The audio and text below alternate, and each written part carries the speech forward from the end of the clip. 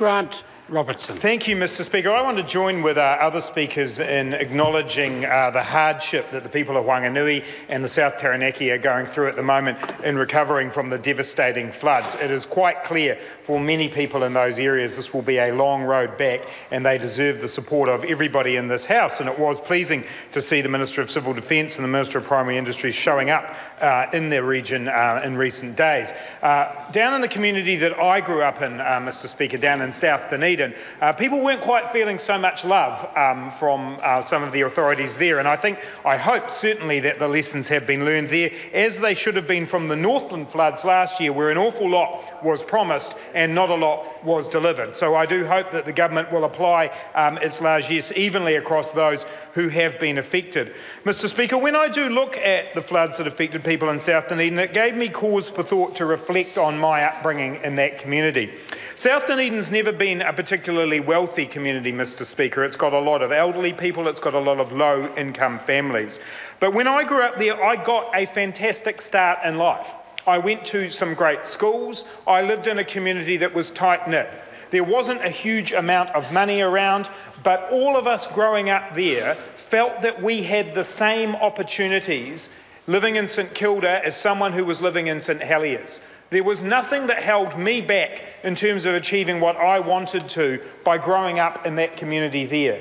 And I ask myself today, Mr Speaker, is that still the case in New Zealand today? That it doesn't matter where you grow up, that you will still get the opportunities to succeed and achieve your potential. And Mr Speaker, I would say for Emma Lita Bourne, that was most definitely not the case. She did not start her life in a situation where she had the same opportunities as somebody else to achieve her potential, and her life was ended so tragically early, in large part, as the coroner has told us, because of the house that she was growing up in.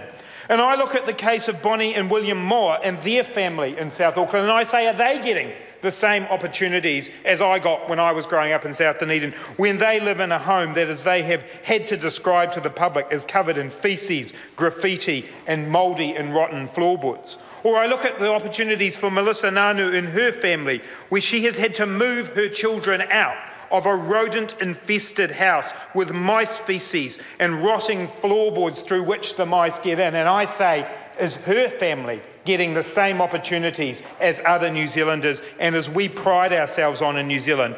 And the answer is they are not, Mr Speaker. And we are told by members opposite that this is compassionate conservatism.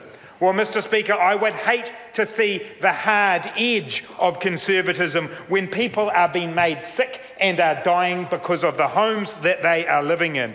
And then we have Nick Smith, the Minister of Housing, whose response to this is to say people are dying of pneumonia and other illnesses is not new.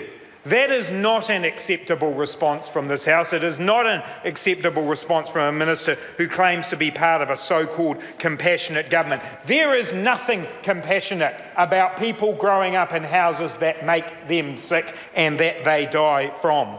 And Mr Speaker, I watched on the news the other night a story in the good sorts section of the TV1 News about a lovely man in Kawhia who was giving technology to the schools there, a Decile 1 school, and I thought what a fantastic thing it is for that man to do.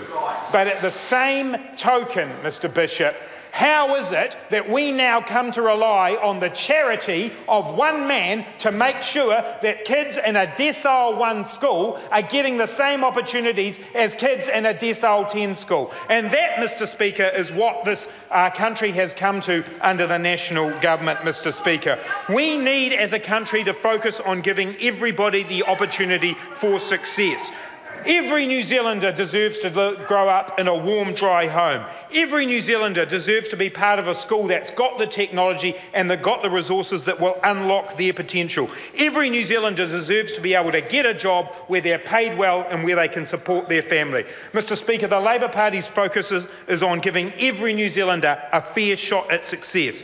A life where your success is not based on your parents' wealth, but it is based on how we as a community can support all New Zealanders to achieve their potential. That is the focus of the Labour Party. Whether you grow up in St Kilda or St Heliers or South Auckland, every New Zealander deserves the same chance. They are not getting it from this government. Scott Simpson. Mr Speaker, listening to that member